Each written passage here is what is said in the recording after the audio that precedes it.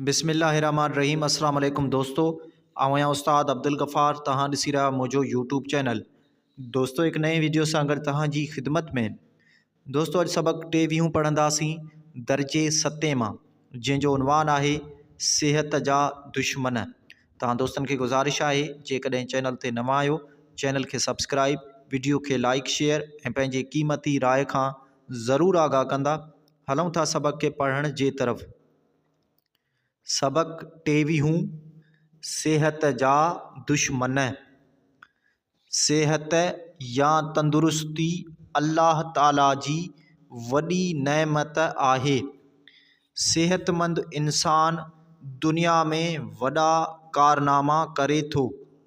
होॾां हिकु बीमार माण्हू पंहिंजो घर त ठहियो पर समूरी समाज ते बार थी पवे थो। उन करे हर हिक खे सेहत जहिड़ी अमुल शइ जी संभाल करणु घुरिजे। सेहत क़ाइमु रखणु उन जे उसूलनि ते हलणु तमामु ज़रूरी आहे।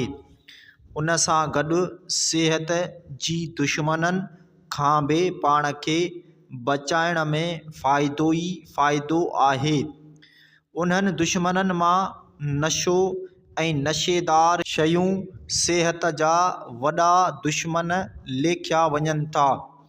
तमाक खे ई जॾहिं ॾिसिजे थो त उहो इंसान खे केॾो न नुक़सान थो पहुचाए। तमाक वापराइण वारो माण्हू केतिरनि ई बीमारियुनि में विकोड़जी वञे थो। अहिड़े माण्हूअ जी ज़िंदगी ॾाढी ॾुखी गुज़रे थी। तमाक जी ज़हरीलनि जुज़नि में सभ खां वधीक नुक़सान वारी शइ निकोटीन आहे। इहा एॾी त ख़तरनाक आहे जो उन जो थोरो ज़रो हिकु कुते खे बि मारे सघे थो।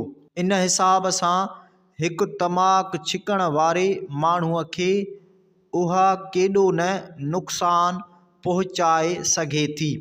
सिगरेट, सिगार, हुको, पन जी बीड़ी ऐं शीशो पीअण माण्हूअ जी सिहत लाइ सख़्तु नुक़सानकार आहिनि। अहिड़ीअ तरह ख़राब तमाक, रत जी दिगुन ऐं ॿियनि शयुनि मां ठहियल मैनपुड़ी ऐं गुटको पिणु सिहत लाइ ॾाढा ख़तरनाक आहिनि।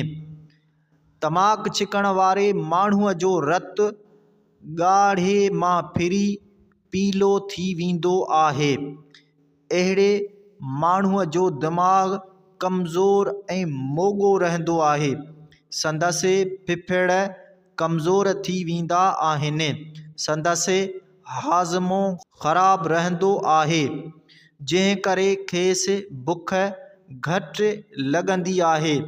अॻिते हली हू सिलह या दिक़ जी मर्ज़ में फासी पवे थो। डॉक्टरनि जो रायो आहे त नंढीअ उमिरि में तमाक छिकणु अञा बि वधीक नुक़सानकार आहे।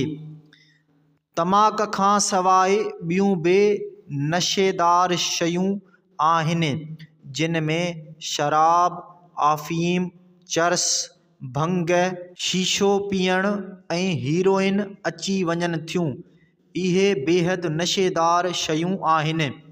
उन्हनि जे वापराइण सां बि इंसान जी सिहत तबाह ऐं बर्बाद थी वञे थी। शराब पीअण वारे माण्हूअ जो जहिड़ो ॻरी नास थी वेंदो आहे।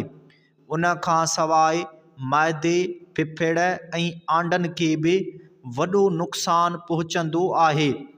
शराब पीअण वारे माण्हूअ जी ज़बान में अटक ऐं नज़र ख़राब थी वेंदी आहे। संदसि हथनि, पेरनि ऐं टंगनि में ताक़त बि न रहंदी आहे ऐं अक़ुल या सम्झ बि पूरी न रहंदी अथसि। अफ़ीम, चरस, भंग ऐं हीरोइन बि माण्हूअ जी जिस्म खे ॻारे नास करे छॾीनि था ऐं आख़िर माण्हू ईअं चुड़ी चुड़ी ख़तमु थी वञे थो। नशेदार शयुनि जी इस्तेमालु करण वारा माण्हू न त पंहिंजे कुटुंब लाइ ऐं न ई वरी पंहिंजी क़ौम ऐं मुल्क जे कमु अची सघंदा आहिनि। उहे सॼो ॾींहुं तोड़े राति ईअं बेहोशीअ ऐं चरियाईअ जी हालति में रहंदा आहिनि। सिहत लाइ नुक़सानकार ऐं नशेदार शयुनि खे रोकण लाइ असांजी हुकूमत न सिर्फ़ु उपाउ वरिता आहिनि बल्कि के अहिड़ा इदारा क़ाइमु कया आहिनि जहिड़ोकि एंटी नारकोटिक्स एक्साइज़ ऐं कोस्टल फोर्स वग़ैरह जहिड़ा इदारा क़ाइमु करे नशेदार शयुनि जी रोकथाम करे थी। असांजो फ़र्ज़ु आहे त असीं सभु सिहत जी दुश्मन नशे खां परे भॼी सिहतमंद ज़िंदगी गुज़ारियूं। तॾहिं ई असीं पंहिंजे कुटुंब क़ौम ऐं मुल्क जा ज़िमेवार ऐं कमाइता शहरी बणिजी उन्हनि जी ख़िदमत करे सघंदासीं।